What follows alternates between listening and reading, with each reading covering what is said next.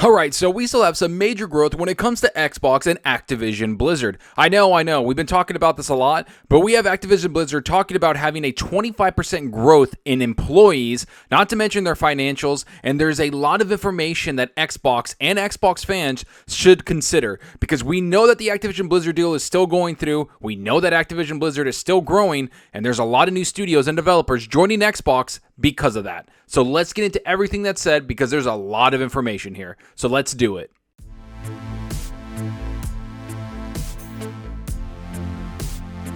Alright, so you know the drill. If you like the content, hit that subscribe button and that like button. And if you want to be notified on future videos, hit that small little bell icon. And if you want to go that extra mile to support the channel, hit that join button. All the support is greatly appreciated. Alright, so I kind of just want to jump right into this because a lot of people have been talking about Activision Blizzard, and we have Sony attacking the deal. We have a couple other companies kind of trying to stop this deal from going through. And then we have Microsoft basically damage controlling everything and saying, hey, this Activision Blizzard deal isn't that big of a deal when you look at everything across all of gaming in the marketplace. But most of all, Activision Blizzard is still operating at a very high level in the back end. While everybody's talking about the merger, they're still going like business as usual. They're dropping big games this year. They're dropping a lot of content and DLC in multiple of their games, and it's starting to get to the point where they're still hiring and buying studios across the industry. In fact, if we look at the games coming out like World of Warcraft Lich King, that's going to be classic coming out in September, Call of Duty in October, and then November or December is going to have the new World of Warcraft expansion, that's millions upon millions of gamers still being active into their ecosystem, which Activision Blizzard has built up for several years. Yet when you look at it, that is Xbox's ecosystem once that deal drives through. So let's get into what's being reported. Let's get into what Activision themselves are saying, and including the CEO. Here's what the article has to say. Activision Blizzard reports sales decline, employee boost in Q2 earnings. Activision Blizzard has released its Q2 2022 financial earnings report to the public, outlining an overall decline in sales, but major plans for future growth. While net revenue dropped year on year, Activision Blizzard is currently on a major hiring spree, with embattled CEO Bobby Kotick announcing a 25% year-on-year increase in employee headcount, a sign of change on the horizon. Activision Blizzard is currently investing in a number of major projects, including a mystery new survival game and still in development titles like Overwatch 2 and Diablo 4. The company has allegedly suffered from extreme staff turnover over the last 2 years, following major controversies about its workplace culture and treatment of women. Allegedly, the company also struggled to hire new staff, although Kotick's statement seems to indicate these issues are now resolved. Alright, so I kind of want to jump into all of this. Yeah, I know about all the controversy, and I think that really sucks, and the people that were doing that to the company should be let go or just be punished, because that's just not how you treat people in general. But I want to go into everything that's going on with the financials. We all know that the financial reports came out. We all know that Vanguard, Call of Duty Vanguard, didn't perform as well. It was probably one of the worst selling Call of Duties in a while, but overall, it was still one of the best selling games of the year, if not the best selling game of the year, so you can see how powerful Call of Duty can be. But when you look at all these employees leaving Activision Blizzard, you think that they're having trouble firing or hiring people. Well, that's not the case. If you look at Bobby Kotick, they have brought in 25% more people to work on their games because that's what they want to do. They want to pump out games. And the games they're talking about is that new survival game that Mike Ybarra announced a while ago. That game is going to be battling games like Valheim and all those survival games that have become extremely popular over the last several years. A lot of people love those survival games that you gather resources, build a base, and you just keep repeating that. You just build a base, you gather resources around the map, and you have fun with your friends. I think they're going to tackle this in a AAA manner and maybe bring out one of the biggest games of the year, because a lot of people love those games. While I don't enjoy them, I know most people around the industry love them. And then you talk about games like Overwatch 2 and Diablo 4, and you can see that they're trying to bring out a massive amount of AAA games just to fill out their quota, but also bring out quality games, because that's what Activision Blizzard does. No matter what anyone says, they bring out content for their game. World of Warcraft gets patches. A lot of games that they play with, like Overwatch, get patches. Call of Duty gets like 4 modes in it when it launches. So they have a lot of stuff there. Now, what does it mean about the turnover and what's happening across the industry? What does it mean about them hiring everybody? Well, the CEO talks about that right here. Even in a challenging economic environment with so many companies announcing hiring freezes and layoffs, Our development headcount grew 25% year over year as of the end of the second quarter, Kotick said.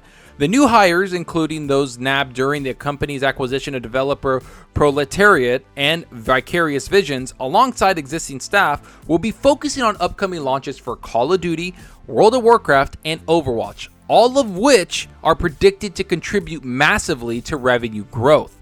All right. So, some of the biggest franchises they own, Call of Duty, World of Warcraft, and Overwatch. No matter what anybody says, those are three of the biggest games in the industry, bar none. Call of Duty, again, is the best-selling game pretty much every single year. Stamp it, take it to the bank, that's usually what happens. World of Warcraft is probably the biggest MMO to ever come out, ever. And it continuously has people playing it. I'm one of those people that continuously play it. I've been playing World of Warcraft since 2004. I have multiple high-level characters. I play it almost every year, and I play a lot of it, especially when the expansions come out. Now, Overwatch is another game that is huge. Overwatch 2 is going to be a big launch. I know a lot of people don't like it, but that game sold over 60 million units. Think about that. 60 million units of Overwatch came out, a brand new IP, so they know it has value to it. And that's what they're going to do. They're going to take a lot of these staff that they bought and a lot of these studios that they bought and put them into the big games that they bring out. And that's what Activision and Blizzard left to concentrate on, is those big IPs. And it's those big IPs that attract Xbox to them. That is the whole point of this. It's to get more people, more staff into the Xbox community, get more staff into the Xbox development, and bring out big IPs into Game Pass. That is the whole catalyst about this, and it's why it's happening. But I kind of want to go into the financial reports of Activision Blizzard because they did fall drastically. Here's what's said. According to Activision Blizzard's reporting, the primary reason for the reported net revenue drop from the US $2.2 billion in quarter 2 2021 to the now $1.6 billion in quarter 2 2022 was Call of Duty Vanguard not performing as well as anticipated. Many critics labeled the game cliched and tired when it launched in the late 2021, and it appears this sentiment carried over to sales figures and audience opinion. I do have to admit that the drop is probably due to Vanguard. I do own the game. I had a lot of fun. I beat the campaign. I played a lot of zombies, and I find the multiplayer to be kind of fun. Now, I understand that the genre, aka the World War II genre, or that generation in that game, kind of set people in the wrong way. I think a lot of people wanted a little bit more of a modern take on Call of Duty, especially since Battlefield came out and they came out with 2042. They didn't go modern in their Battlefield. Plus, Battlefield 5 kind of tackled that World War II, and there was a World War II COD back in 2017. So I think a lot of people are kind of tired of it. I'm not. I love the World War II genre, so I'm cool in playing that era all the time. But I understand why people want a new modern take and bring these games and these graphic fidelities into the modern realm. But it does indicate that this is why Xbox is looking to buy these companies. Because if you look at Activision Blizzard, they always have growth. They always have a lot of people joining there. As you could tell, they hired 25% more people year over year. This is studios and employees coming to Xbox. This is going to be a massive growth because whatever Activision Blizzard does now is basically going to affect Xbox in the future. So the more people they bring on, it's going to be the more people they bring on to Xbox. Now, there is a lot of experts and people talking about that there's going to be a mass exodus from Activision Blizzard once the deal goes through.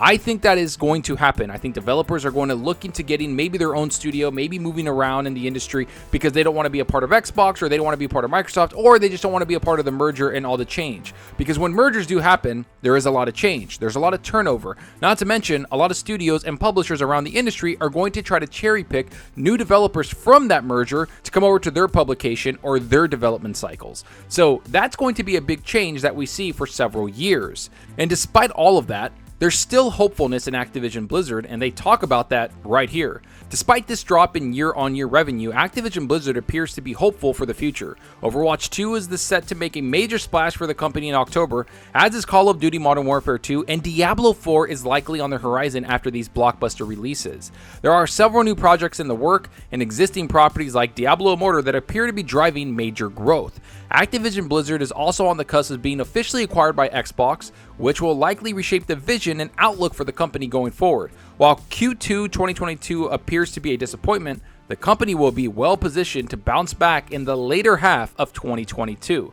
And that's what I think is going to be happening. If you look at Activision Blizzard, they do drop big games every single year. Like I said, Call of Duty. Then you throw in Blizzard's games like World of Warcraft expansions and Overwatch 2 and all of those like Diablo 4, and you're starting to get a massive game and a massive cycle every single year. And that's what Xbox is going to have. I know they're going through it with Sony right now. I know they're going through it with a bunch of the litigations, but if you look at the events that are dropped, aka these games, it is an event when something like Overwatch 2 and Call of Duty and Diablo and World of Warcraft drop. A lot of developers avoid those games and avoid dropping their games around Blizzard and Activision games because they sell so well. And Xbox is going to have them day and date in Game Pass, which is going to be a game changer for the industry. And that's what's going to change everything. And that's why all these litigations are going through. And it's why Activision Blizzard is trying to hire so many people, because they know that there's going to be a lot of change going on in the next year. This litigation, all of these acquisitions are going to take a while. And in the meantime, a lot of people are going to be moving jobs. A lot of people are going to be moving studios. So they're trying to lock down studios right now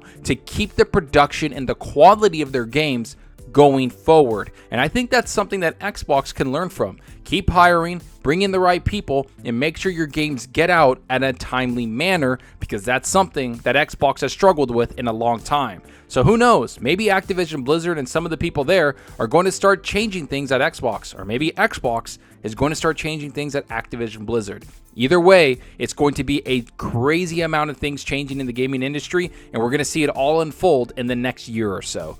But let me know what you think about all of this. Do you think all this growth at Activision Blizzard is going to change what Xbox does? Do you think a lot of studios are going to not want to join Activision Blizzard after seeing all of this change? Do you think there's going to be a mass exodus from developers leaving Activision Blizzard, or even developers leaving Xbox to join new studios? Or do you think it's appealing to join this new studio because there's going to be new leadership and you might get a promotion or a new studio that you can work on yourself? Go down below and let me know. And I hope you enjoyed the video, and if you did, please hit that subscribe button and that like button. The support helps out the channel more than you know. And give me a follow on Twitter at Zalker87. I'm always on there talking games and sharing my latest videos. Plus, I love interacting with everyone there, so get on Twitter and let's talk about gaming. Also, follow me on Xbox Live. My gamertag is Zalker87, just like my channel name. See what games I'm playing, and let's compete in achievements for the month. So right now, you guessed it, I'm playing Multiverses. I don't have any footage of the game because I've been playing mostly on my Xbox, but overall, man, that game is so fun. It reminds me of Apex Legends, how it just kind of shadow dropped and everybody loved it and it blew up and people played it like crazy. But this game has got its hooks in me. I can't stop playing it. I enjoy it so much. It's Smash Brothers to me, but a little better because I can play it on my PC or I can play it on my Xbox, and I can go wherever I want, and it's cross-platform. I don't need to get a Nintendo to play it. Not to mention, it runs at flat 60 frames on the Xbox and it runs at higher frames on the PC. The game is just so much fun. I enjoy it. I enjoy the competitiveness. I can't wait for Season 1. I think I'm going to buy the Founders Pack, the most expensive one, because I want to support the developers and I want to put money in it instead of playing for free all the time. Yeah, that's how much I like it. I want to show my appreciation to the developers and how much work they put into it, because man, it is so good. So yeah, what are you playing? Are you playing something on your Xbox Series X? Are you playing something on your PS5? Or are you playing something on your PC like I am? Let me know down below, because that's what we're here for. It's to talk games. And that's all for now. Thanks for watching, and until next time, remember, enjoy your gaming. Later.